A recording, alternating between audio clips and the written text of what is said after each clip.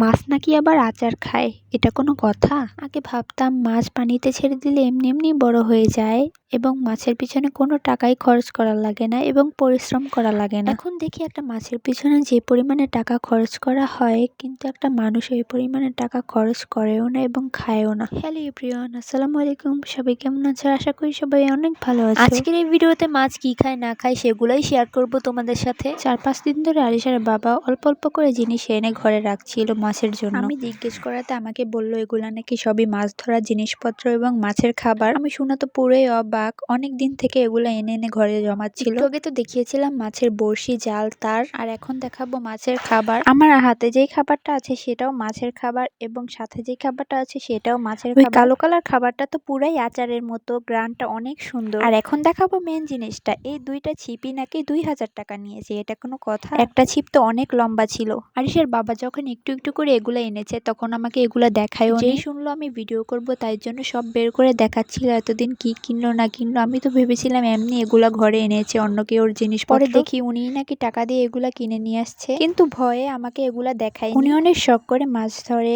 তাই জন্য আমি কিছু বলি না, যত টাকাই খরচ করুক না করুক। মাঝে মাঝে একটু রাগ করি, তাই জন্য আমার ভয়ে বলতে চায় না। আরিশার বাবা যখন দেখলো আমি ভিডিও করছি তাই জন্য আরেকটু সুযোগ পেয়ে আমাকে দিয়ে কাজ করাচ্ছে। এখন দেখেন কতগুলো চাল ভেজে তারপরে ওগুলা বাটছিলাম। আর আমার ননাসের মেয়েকে বলছিলাম এগুলার একটু ভিডিও করে দাও। ও তো চাল ভাজার ভিডিও না করে আমার চেহারার ভিডিও বেশি করছিল। চাল ভাজা শেষ করে ঘরে এসে দেখি আরিশার বাবা কতগুলো পাউরুটি নিয়ে ম্যাশ করছিল। আবার দেখি এই পলিথিনের মধ্যেও আরো কিছু খাবার আছে, যেমন চিরা, মুরগির খাবার, ফিট এবং পাউরুটি, মধুও দিতে হবে ওই খাবারটার মধ্যে। সবকিছু একসাথে ম্যাশ করে তারপরে নাকি মাছের জন্য এই খাবারটা বানাবে। আমার জামাইয়ের কাণ্ড দেখেন, মাছের খাবার বানানোর জন্য কত বড় একটা পাউরুটি এনে দিয়েছে। আমাকে মনে হয় না এত বড় পাউরুটি কোনোদিন এনে দিয়েছে। এটা বলে বলে ওনার সাথে মজা করছিলাম। এখন আমি আবার মধুগুলো ঢেলে নিচ্ছি। আরেকদিকে তো আমার ননাসের মেয়ে পাউরুটির সাইডের অংশগুলো ফেলে দিচ্ছিল। আর আমি আরেকটা কথা বলতে তো ভুলেই গিয়েছি সবার সাথে। যে কথা তোমাদেরকে বলবো সেই কথাটা শুনে তো আমার মাথাটা পুরাই গরম হয়ে গিয়েছিল। কেন এই কাজটা করলো আরিশার বাবা? উনি তো শখের বসে এত কিছু কিনে টাকাটা নষ্ট করলোই। আবার শুনি যে উনি নাকি 3000 টাকার টিকিট কেটে রেখেছে, এই জন্যই এগুলো আয়োজন করছে। আমার ওইটা শুনে তো শরীরটা পুরো ফেটে যাচ্ছিল রাগে। তাও ওনাকে কিছু বলিনি, কারণ উনি অনেক হ্যাপি ছিল, ওগুলা করছিল, অনেক খুশি ছিল। টোটাল সব মিলিয়ে মাছের পিছনে 5-6 হাজার টাকা খরচ হয়ে গিয়েছিল। শুধু একটা কারণেই রাগ হচ্ছিল, এই টাকা দিয়ে কতগুলা জামা আসতো আর কতগুলা মেকআপ আসতো। আর সব থেকে ভয়ানক জিনিস হচ্ছে এটা হচ্ছে পিঁপড়ার ডিম।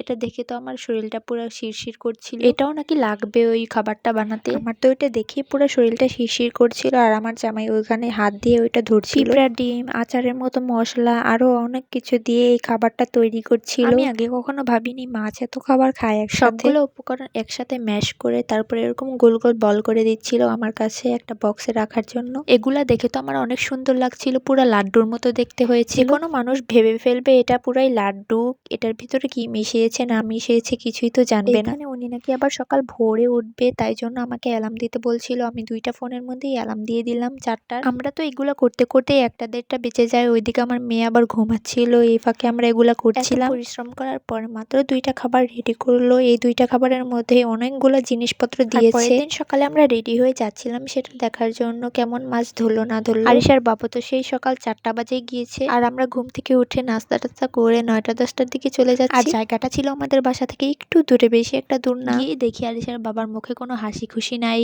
তাই জন্য আমরা ভেবেই ফেলেছি কোনো মাছ মনে হয় পায় নাই। আর এখানে শুধু উনি মাছ পায় নাই এরকমটা না, সবার ক্ষেত্রেই এরকমটা হয়েছে, কেউই মাছ পাচ্ছে না এখানে। টাকা দিয়ে টিকিট কেটে সবারই একসাথে লস হয়ে গেল, মাত্র অল্প কয়েকটা মাছ পেয়েছে।